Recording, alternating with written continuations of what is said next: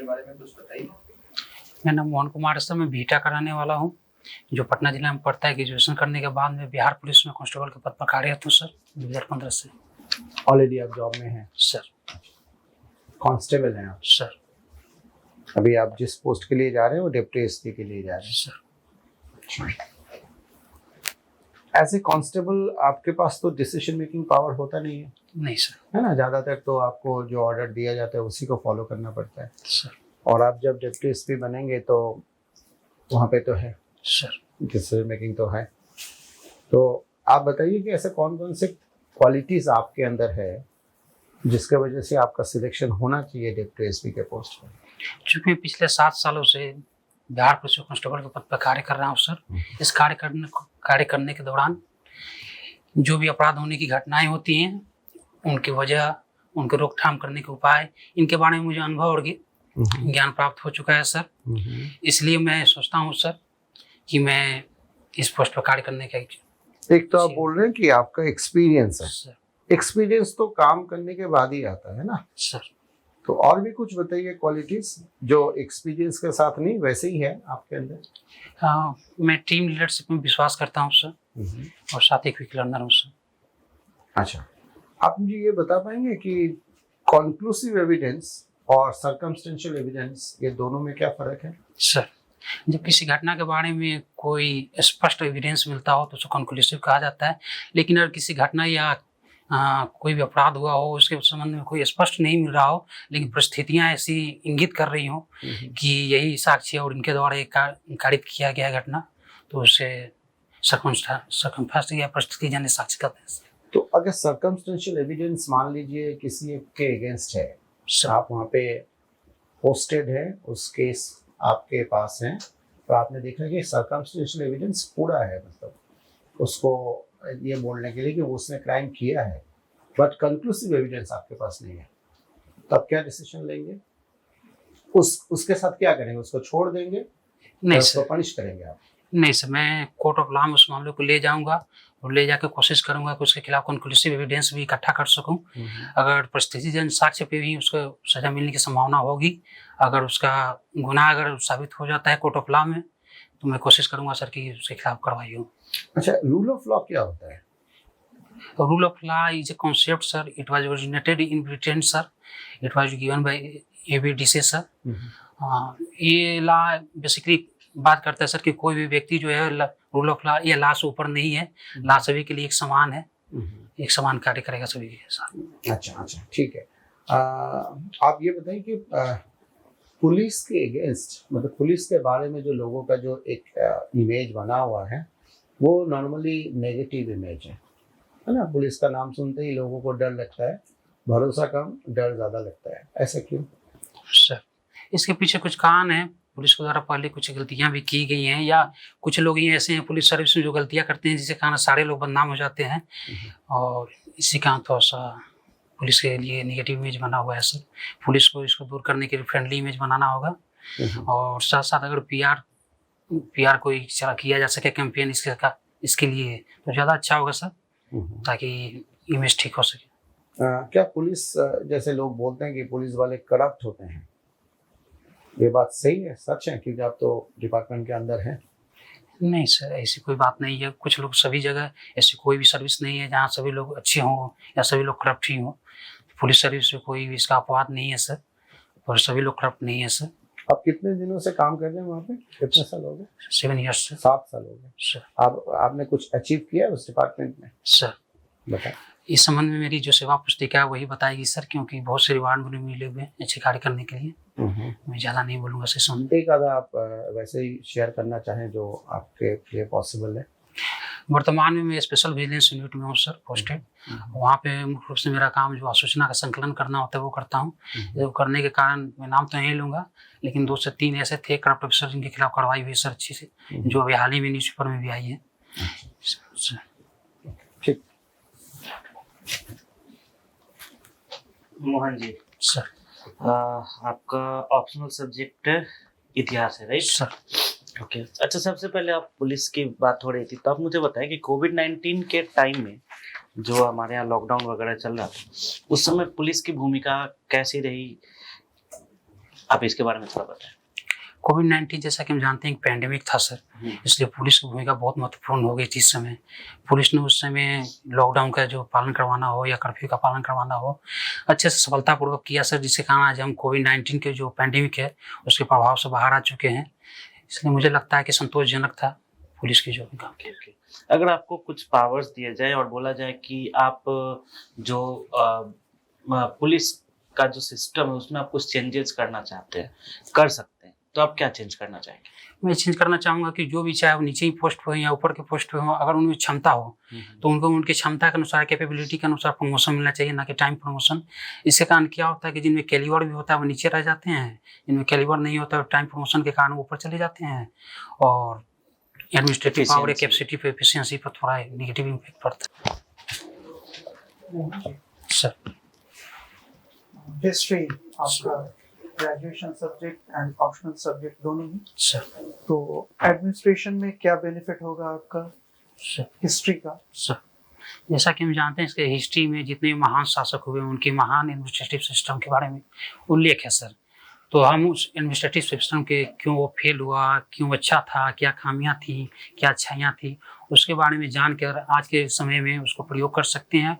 और अगर वो अच्छाइयां थी तो उसको अप्लाई करके हम भी एक अच्छा एडमिनिस्ट्रेटिव सिस्टम लागू कर सकते हैं। अगर खराबियां हैं तो उसे अवॉइड करते हुए चाहेंगे कि हमारा एडमिनिस्ट्रेटिव सिस्टम फेल ना हो और अच्छे से अच्छे रन करें। ठीक है, तो कुछ अच्छे प्रैक्टिसेस का एग्जांपल दीजिए मुझे। सर सॉरी सर, नहीं सुन पाया, प्लीज। कुछ आपने बोला ना कि कुछ अच्छी व्यवस्था थी, सर कुछ बुरी भी थी, सर तो अच्छी व्यवस्था का एग्जांपल दीजिए मुझे कुछ। जैसे अलाउद्दीन खिलजी का मार्केट रिफॉर्म्स था सर, ओके, वो बहुत अच्छा था। आज के जब पीडीएस सिस्टम है करीब करीब उसी टाइप का वो था सर। तो कितनी भी इन्फ्लेशन हो जाए लेकिन उस डेट में कभी भी प्राइस नहीं बढ़ती थी। बहुत अच्छी प्रशासनिक व्यवस्था थी सर, तो मैं चाहूँगा कि रन करे सर। इसके अलावा अकबर के टोडरमल के द्वारा जो भूमि व्यवस्था की गई थी, धसाला सिस्टम, उसको भी मैं चाहूँगा सर कि रन करते रहे। और जमींदारी सिस्टम भी वही था, समथिंग डिफरेंट था सर। शेरशाह के द्वारा भी भूमि व्यवस्था अच्छी की गई थी सर। और क्या था शेरशाह के टाइम पे, और किस चीज पे ज्यादा ध्यान दिया गया था? सर भूमि व्यवस्था एग्रीकल्चर के अलावा जो आर्मी का था, वो आर्मी पे भी अच्छा ध्यान उनके द्वारा दिया गया था। और जैसे कि उनका मिनिस्टर और एग्रीकल्चर सेक्टर पर उनका ज़्यादा ध्यान था सर। एग्रीकल्चरल सेटअप पे और कुछ इंफ्रास्ट्रक्चर से related? Sir grand trunk road का निर्माण किया गया था। इसके अलावा और 2 रोड हैं जो इम्पोर्टेंट थे। बेसिक इंफ्रास्ट्रक्चर पर उनके द्वारा ध्यान दिया गया था। हर 20 किलोमीटर पर सराइज का निर्माण करवाया गया था, जो पुलिस चौकी के साथ साथ पोस्ट ऑफिस का भी काम करते थे और धर्मशाला का भी कार्य करते थे। जो बाहरी व्यापारी आते थे वो लोग वहाँ रुकते थे, ठहरते थे, तो कुआं था वहाँ पे। ये कुछ अच्छी व्यवस्था, कुछ बुरी व्यवस्था जो हमें नहीं रिपीट करनी चाहिए, सर बताइए। जैसे कि फिरोज शाह तुगलक के टाइम में सर थोड़ा सा ऑर्थोडॉक्स ज़्यादा हो गया था एडमिनिस्ट्रेशन, जिस कारण एक समाज के एक वर्ग के प्रति अच्छा नज़रिया था, दूसरे के प्रति थोड़ा नज़रिया ठीक नहीं था, जिस कारण जिजिया टैक्स और जो भी टैक्स लागू किए गए हैं ये सब मैं चाहूँगा कि ना हो। और जो भी एडमिनिस्ट्रेटिव सिस्टम है उसमें सभी वर्गों के लोग शामिल हों, सिर्फ एक ही वर्ग के शामिल नहीं हो। बिहार का कंट्रीब्यूशन इंडिया की हिस्ट्री में क्या है? सर बिहार का कंट्रीब्यूशन इंडिया की हिस्ट्री में बहुत ही उल्लेखनीय है सर। जैसा कि हम जानते हैं एंशिएंट टाइम का सबसे मजबूत और स्ट्रॉन्ग एम्पायर जो मगध एम्पायर था वो यहीं पर राइज किया था सर। अशोक जैसा महान सम्राट भी यहीं पर हुआ था।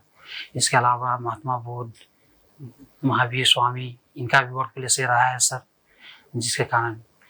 इसके अलावा सिख धर्म के जो 10वें गुरु हुए उनका भी जन्मस्थल यहीं हुआ। मुगल एम्पायर जो फर्रुखसियार थे उनका भी यहीं पर कोरोनेशन हुआ था सर। तो इसे हम देख सकते हैं कि बिहार का एक महत्वपूर्ण योगदान रहा है इंडिया की हिस्ट्री में सर। ठीक, अप्रैल महीने में हमने कुछ इम्पोर्टेंट डेज सेलिब्रेट किए हैं सर कुछ बताएंगे 1-2 डेज के बारे में मुझे? जैसे आज ही हुआ है सर 23 को वीर कुंवर सिंह का हुआ है सर।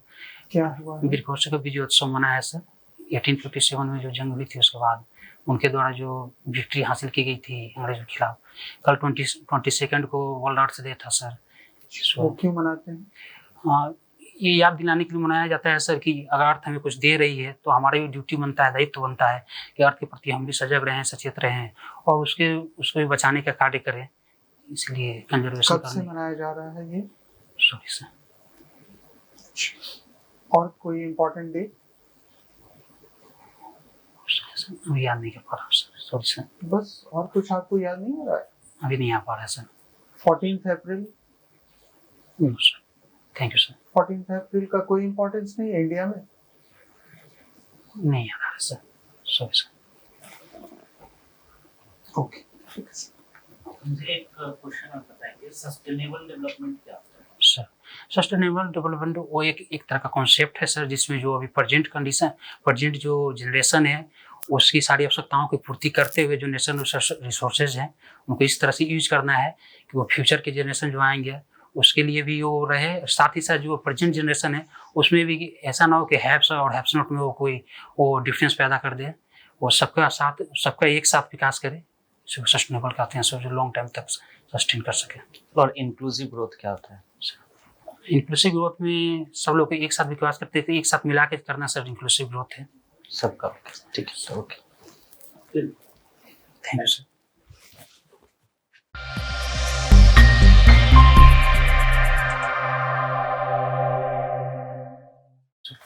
कैसा रहा आपका एक्सपीरियंस? फर्स्ट मॉक है सर, इसलिए थोड़ा नर्वस लगता है कि मैं हो गया।